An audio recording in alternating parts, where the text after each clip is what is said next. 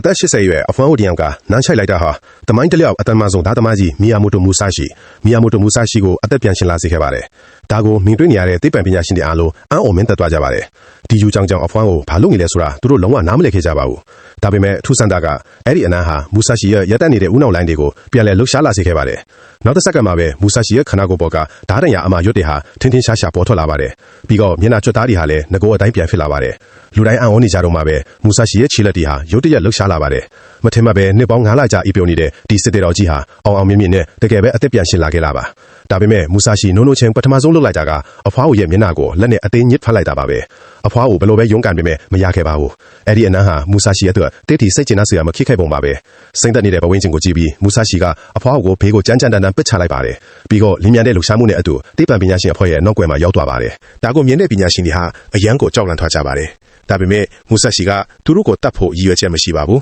။သူကမေခွန်းကချို့ပဲမေးခဲ့တာပါ။အဓိကကတော့ဒီလူတွေကသူ့ကိုဘာကြောင့်အသက်ပြန်ရှင်အောင်လုပ်ပေးခဲ့တာလဲဆိုတာကိုသိချင်နေတာပါ။ဒါကိုမြင်တော့တိုကူကာဝါကအမြန်ပဲရှင်းပြပါတယ်။မူဆာရှိကိုဘာမှစိတ်မပူဖို့နဲ့စိတ်ကြိုက်နေထိုင်နိုင်ကြောင်းပြောပါတယ်။ဒါပေမဲ့တောင်းဆိုချက်တစ်ခုတော့ရှိပါတယ်။အဲ့ဒါကတော့မူဆာရှိကိုခံပင်လာရှင်နဲ့ရှင်းပြတိုက်ခိုက်ပေးဖို့ပါပဲ။ဒါပေမဲ့မူဆာရှိကသူ့ရဲ့လက်ရှိအခြေအနေအရအပြင်ထွက်ဖို့တောင်ရုန်းကန်နေရအောင်မှဖြစ်ကြောင်းပြန်ဖြေခဲ့ပါတယ်။ဒါကိုကြတော့တိုကူကာဝါကပြင်ဆင်ထားတဲ့အဝတ်အစားတွေကိုချက်ချင်းယူဆောင်လာပေးပါတယ်။မူဆာရှိကအဝတ်အစားတွေကိုတေးသက်စွာဝတ်ဆင်လိုက်ပါတယ်။အသက်ပြန်ရှင်လာပြီဖြစ်လို့ခေတ်သစ်လူအဖွဲ့အစည်းရဲ့အပျော်အပါးတွေကိုသူမိစမ်းကြည့်ချင်နေပါတယ်။တဖန်မှာလေဘာကီဟာသူ့အိမ်အောက်ထမှာပြင်းပြင်းထန်ထန်လိကျင်နေတော့ပါပဲမူဆာရှိအသက်ပြန်ရှင်လာတဲ့အချိန်မှာပဲဘာကီရဲ့မရက်မနာထစ်နေတဲ့တန်းဝေမှုတွေကရပ်တန့်သွားပါတယ်မိုင်ပေါင်းများစွာဝေးကွာနေပေမဲ့မူဆာရှိရဲ့အားကောင်းတဲ့နှလုံးခုန်ထန်ဟာဘာကီရဲ့နားထဲကိုရောက်ရှိလာပါတယ်ဒီနှလုံးခုန်ထန်ပိုင်ရှင်ကဘယ်သူလဲဆိုတာမသိသေးပေမဲ့သူတို့နေအောင်ဆုံးတွေ့ဖို့နေဟာတိတ်မဝေးတော့ဘူးဆိုတာဘာကီအသက်အချာသိလိုက်ပါတယ်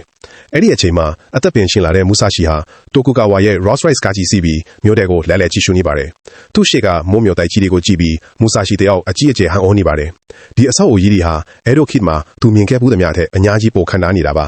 ခေတ်မီတဲ့အဝတ်အစားတွေဝတ်ထားတဲ့လမ်းသွားလမ်းလာတွေကြားမှာသူဟာလုံးဝထူးခြားနေပါတယ်အပေါ်အောက်တက်လို့ရတဲ့အိမ်တွေတင်မကပဲမြင်းတွေထက်မြင်ပြေးနိုင်တဲ့တန်တေတာကားတွေကိုလည်းမြင်တွေ့ရပါတယ်သူ့ရှိကမြင်ကွင်းတွေဟာမူဆာရှိရဲ့စိတ်ကူးစိတ်တန်တွေကိုလုံးဝပြောင်းလဲပြလိုက်ပါတယ်အဲ့ဒီနောက်တိုကူကာဝါကသူ့ကိုမြေအောက်တိုက်ခိုက်ရေးကွင်းရှိခေါ်သွားပါတယ်မူဆာရှိကတဲတဆုပ်ကိုစုပ်ခိုက်ကြည့်ပြီးဒါဟာသူနဲ့ထိုက်တန်တဲ့နေရာမှခန်းစားလာရပါတယ်သူစကားပြောလို့မဆုံးသေးခင်မှာပဲကွင်းရဲ့တစ်ဖက်ကနေဓာသမားတစ်ယောက်ထွက်လာပါတယ်သူကတော့ဂျပန်ရဲ့လက်ရှိအတော်ဆုံးဓာသခင်ကာဂယာစုဆိုဆုကေပါပဲဒါပေမဲ့ဒီထိတ်တန့်ကျွမ်းကျင်သူဟာမူဆာရှိကိုမြင်ချင်းမှာပဲအကြီးအကျယ်ကြောက်လန့်သွားပြီးချွေးစေးပြီးပြောင်းလာပါတယ်သူဟာရှေ့ကလူကဘယ်သူလဲဆိုတာကိုမမေးပဲမနေနိုင်အောင်ဖြစ်သွားပါတော့တယ်